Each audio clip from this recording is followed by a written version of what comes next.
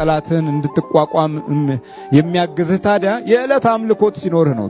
ጠዋት 21 ማታ 21 ስብሐት ለአብ ስብሐት ለወልድ ስብሐት ለመንፈስ ቅዱስ ሃሌሉያ ለአብ ሃሌሉያ ለወልድ ሃሌሉያ ለመንፈስ ቅዱስ እያልክ ሰግደህ ወይ 27 ሰግደህ ስትወጣ እጅህን ወደ እግዚአብሔር ስለዘረጋህበት እጅህ የነካው ነገር ሁሉ ተባርኮ ይውላል።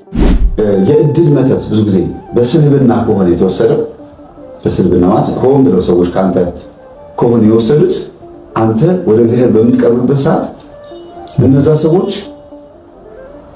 ያለ ወትሯቸው አንተን ሲፈልጉ ሰላም ሲሉ ከአንተ ጋር መከታተል ሲጀምሩ አንተ ያያቸዋለህ እና በዛውም እግዚአብሔር በአንድ ድንጋይ ሁለት ወፍጮ ያሳውቃል ማን እንደወሰደብህ። በህልምህም ታያቸዋለህ። እንዴት ኬስ ገብቶ ሌባ ሲወስድ ወይ ደግሞ ፊትን ስትታጠብ ወይ ደግሞ እጅን ስትታጠብ ያ የስልብና ምልክት ነው። እጅን ካንተ የመወሰድ ምልክት ነው። ያን ህልም ያሳይህና ከዛ በደንብ ስትጸልይ ስትሰግድ በደንብ አድርጎ እግዚአብሔር ከነዛ ሰዎች ወደ አንተ የሚያመጣው ነገር ኖሮ ሳይሆን ያንተ የተቆለፈብህ ይመልሳል። እንዲህ የሚወሰድ እንደዚህ ብድግ አድርጎ የሚወሰድ ነገር አይደለም። እድል ያንተን ቆልፎ ነው ያን የሚከፍተው ሴጣን። ያንተን እድል ይዘጋላ፣ ግን ያንተን የሚመስል ያንተን ተግባር የሚመስል ለነዛ ሰዎች ይሰጣቸዋል። ሰዎች ይሄን አያውቁም። የሚመስላቸው ከአንተ የተወሰደ ነው የሚመስላቸው። አንተን ተጭበርብረሃል በመንፈሱ፣ እነሱ ተጭበርብረዋል በመንፈሱ። ሰው የዚህን ያክል ሞኝ ነው። ምንም የሚወሰድ እድል የለም። ፈቃድ እግዚአብሔር ብቻ የሚሰጠው ከእግዚአብሔር ይሰጣል። እግዚአብሔር ሲፈልግ ያነሳዋል እንጂ ከአንዱ ለአንዱ የሚያደርገው ነገር የለም። እና ወደ መፍትሄው እየቀረብክ የምትመጣው እድልህ እንደተወሰደ ስታውቅ ነው።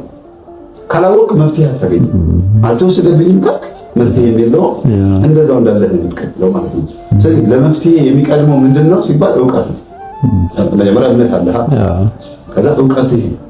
አዎ ስነካው ይበላሽብኛል፣ ገንዘቡ ይበተንብኛል፣ የሆነ እንትን አውትላይን አውጥቼ የሆነ ነገር በቃ ጥሩ ንድፍ ነድፌ ቁጭ ብዬ ሰርቼ መጨረሻው ላይ ታታርስብኛል ለምንድን ነው ብለህ ስታስብ ለምን የሚለው ጥያቄ መልስ ያገኛል። በምን? በጸሎት በስግደት።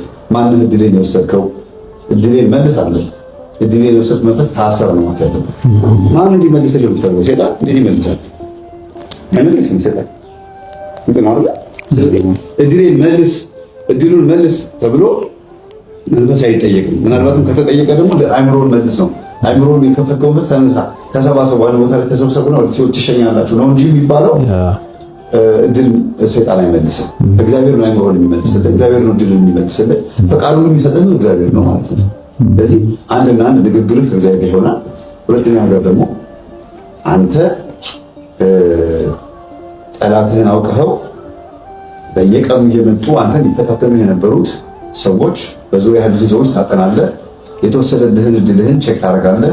ለምሳሌ ጋዜጣ ትሰራ ነበር አይደል? አዎ፣ መጽሔትም ጋዜጣም ትሰራ ነበር። የዛን ሰዓት ላይ ብዙ ጊዜ አንተ የሚያስነቅ የሚያስተች ምናምን ነገሮች የምታቀርብ ከነበረና ሁልጊዜ ፈተና የሚደርስብህ ከሆነ ግን አሪፍ አይዲያዎች ያለው ሰው ከሆንክ እድልህም የተበላሸው ወይም ደግሞ ስራህም የተበላሸው በዛ ከሆነ በትክክል አንተ ላይ ይሰራ የነበረ መንፈስ አለ ማለት ነው። በጎ ነገሮች ማቅረብ እየቻልክ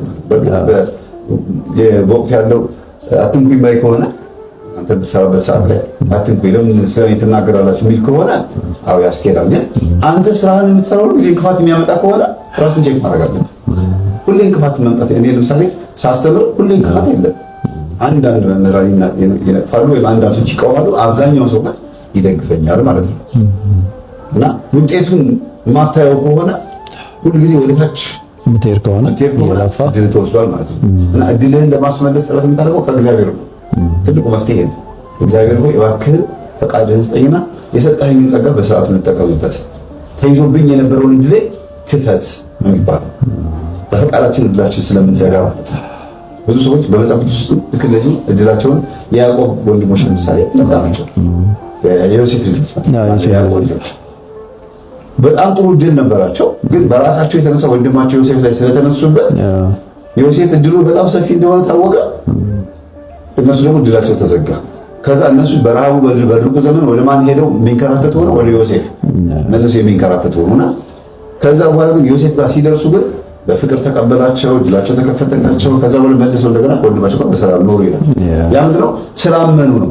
ወንድማቸው ላይ ያደረጉት ነገር ስላመኑ ነው። አንተም ውስጥ እንደተደረገብህ ካመንክ ነው የምትድነው፣ የተያዘብህ ነገር የሚመለስልህ። ወንድማቸው ላይ ግፍ ስለሰሩ የሰሩት ግፍ መልሶ በራሳቸው መጣባቸው። አንተ ደግሞ ተጨቋኝ ከሆንክ ደግሞ ወንድሞች ላይ የምታደርገው ምንድን ነው? አቤቱ ጌታ ሆይ እባክህን ወንድሞቼ ተቸግረዋል፣ በተለይ ብንያምማ በተለይ እገሌማ እንደዚህ ሆኗል እያለ ለወንድሞች መልካም ነገር ነበር የሚያስበው። እና ይሄ እድሌን የወሰደብኝን ሰውዬ ተበቀልልኝ አይባልም። ልቦና ስጠው ንስሐ እንዲገባ አድርገው ስትል ያንተ እድል ይመለስልሃል። በደምብ ተመልሶልኛል። እንዲያውም የሞተችዋን ሴትዮ ራሷ በጸሎት ማሰብ ስሟን ጠርተን በጸሎት ማሰብ በቃ ምናልባት በእኔ ጉዳይ ከሆነች ሴትዮ የሞተችው ወይም ደግሞ እድሜን እንኳን ትከታተል የነበረው በመንፈስ አሰራር ከሆነ ነፍሷን ማር ይህንን ጠላትን እንድትቋቋም የሚያግዝህ ታዲያ የዕለት አምልኮት ሲኖርህ ነው። ጠዋት 21 ማታ 21 ስብሐት ለአብ ስብሐት ለወልድ ስብሐት ለመንፈስ ቅዱስ ሃሌሉያ ለአብ ሃሌሉያ ለወልድ ሃሌሉያ ለመንፈስ ቅዱስ እያልክ ሰግደህ ወይ 27 ሰግደህ ስትወጣ እጅህን ወደ እግዚአብሔር ስለዘረጋህበት እጅህ የነካው ነገር ሁሉ ተባርኮ ይውላል። እየሰማችሁ ነው? ተባርኮ ይውላል። በቃ እምትጽፍም ከሆነ የምትጽፈው መልካም መልካሙን በጎ በጎውን ለአንተ የሚሆነውን ነው። እንዲህ ያላመለክበት እጅና ያልሰገድክበት ጉልበት ሁል ጊዜ በስውር ለሚያይ ጠላት እጅ ውስጥ ይገባል። ማታም ደግሞ ዝም ብለህ መተኛት አይደለም። በስውር ለሚያይባትህ እንደዚሁ ክብር ምስጋና ይግባ ብለህ ሰግደህ በርከክ ብለህ ጸልየህ ቅዱሳንን አመስግነህ የመላእክት እርዳታን ጠይቀህ በስውር ነው የሚያዩት። አንተ የምታየው ዓለማዊውን ነው። እነሱ የሚያዩት ጥልቁንም ከውስጥም ከላይም ከውጭም ነው። አይናቸው ብርሃናዊ አይን ነው። ኤክስሬ እንኳ አለን አይደል? እንደኛ በአቅማችን ይሄው ኤክስሬ አለ አይደል? ስትፈልግ ኩላሊት ስትፈልግ ሳምባህን የሚያያል አይደል? ይሄኛው ይሄ በሰውኛው ነው። ግን ነፍስህን አያይም እሱ፣ ወይም ሰይጣንን አያይም። ሚሊዮን ሰይጣን እያለ ኤክስሬ ውስጥ ብትገባ ሚሊዮን ሰይጣን አይታይም። የሚታየው ያንተ ስጋ ነው፣ ስጋው ብቻ ነው። እና በውስጥ ግን ብዙ ጠላት አለ። ያንን የሚያጠቃልህ በስውር የሚያይባትህ ነው።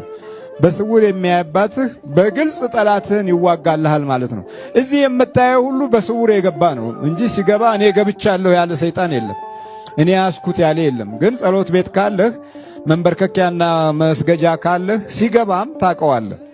የምታውቀው ምንድነው? መንፈሳዊ ነገርህ ላይ ንቃት እንዳይኖርህ ያደርጋል። የመጀመሪያው ትልቁ አሰራሩ እሱ ስለ መንፈሳዊ ነገር የሚሰማህን ስሜቶች ማጥፋት ነው። እዚህ ላይ ደግሞ 3 አይነት ስሜቶች አሉ።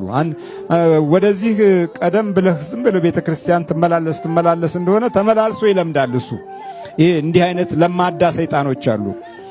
ለማዳ አንበሶች እንዳሉ ሁሉ ለማዳ ሰይጣኖች አሉ፣ ለማዳ አጋንንቶች አሉ። ይመላለሳል አብሮ።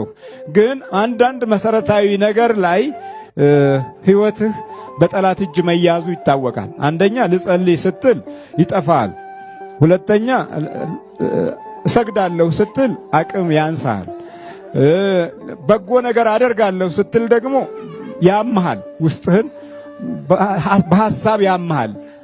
ቸርነትን፣ ቅንነትን በህይወትህ እንዳትይዘው ይፈልጋል። ይሄ ዝም ብሎ ማቶስቶስና ወሬ ብቻ መንሸዋከክ ብቻ ያበዛብሃል።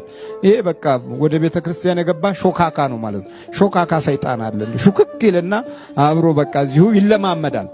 ከዛ እንዳውም ውጪ ከምትሰራቸው ክፋቶች ይልቅ የበለጠ እዚህ ተመሳስሎ ከአንተ ጋር የሚሰራው ክፋት ይበልጣል። ይሄ እንዲህ አይነቱ ሞላጫ ሰይጣን ነውና ይመሳሰላል ማለት ነው። ለዛ መመሳሰል ዋናው ትልቁ ነገር አለማምለክና ቅንነት አለመኖር ነው። የተፈጥሮ ቅንነት ማጣት የበለጠ ይህንን ሰይጣን ያሻሽለዋል። ይሄኛው አይነት ሰይጣኖች ቶሎ አይወጡም፣ ቶሎ አይያዙም። ምክንያቱም እናቃለን የሚል ባህሪያትም አላቸው።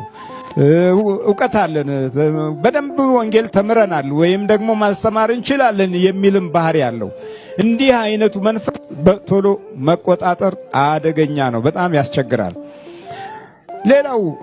ሌላው ምንም ስለ መናፍስት ጉዳት ሳታቅ ወደዚህ ስትመጣ በቅጽበት የመነቃነቅ ችሎታ አለው። ቶሎ ይያዝልሃል። ለምን? ማምለክ ጀምረሃል፣ መስገድ ጀምረሃል። በመቁጠሪያ መግረፍ ጀምረሃል። ራስህን ለእግዚአብሔር አሳልፎ የመስጠት ኃይልና መንፈሳዊ ልምምድ እያደረክ ነው። እንዲህ ከሆነ ደግሞ ቶሎ ይያዛል። ቶሎ ለመያዙ ዋናው ምክንያት በእምነታዊ ኃይል በኩል እግዚአብሔርን እየፈራህ እየመጣህ ነው ያለው። ይህን ለመቆጣጠር ብዙ አያስቸግርም። ደግነትንም ቅንነትንም የበረከት ስራዎችንም ለመስራት ውስጥ ቶሎ ስለሚዘጋጅ የዚህ ጊዜ ምሕረቱ ፈጠን ይላል። የእግዚአብሔር ቸርነትም እግረ መንገዱን እየተገለጠ መንፈሳዊ ጥበቃውን ካንተ ጋር ያደርጋል። መንበርከክህና መጸለይም ዋጋው በግልጽ የሚታይ ይሆናል። ጠላትህን ታሸንፈዋለህ። ግደለው ከተባለ ሰይጣን እግዚአብሔር አትገለውም የሚለው መልእክት የሚያስተላልፈው በስውር የሚያይ አባታችን። ሌላው ቃሉ በስውር የሚያይ አባትህ አለ እንጂ በስውር የሚያይ አጎትህ አይደለም ያለው። ምንድነው ያለው? አባትህ ነው ያለው። አባት የሚሰጠው አለው። አባት የሚያወርሰው አለው። አባት የሚያካፍለው አለው። አባት የሚመገበው አለው። አባት የሚያለብሰው አለው። አባት የሚመራው አለው። አባት ሁሉንም የሚያደርግ ነው። ይሄ በስጋዊው አንጻር ሲታይ ማለት ነው።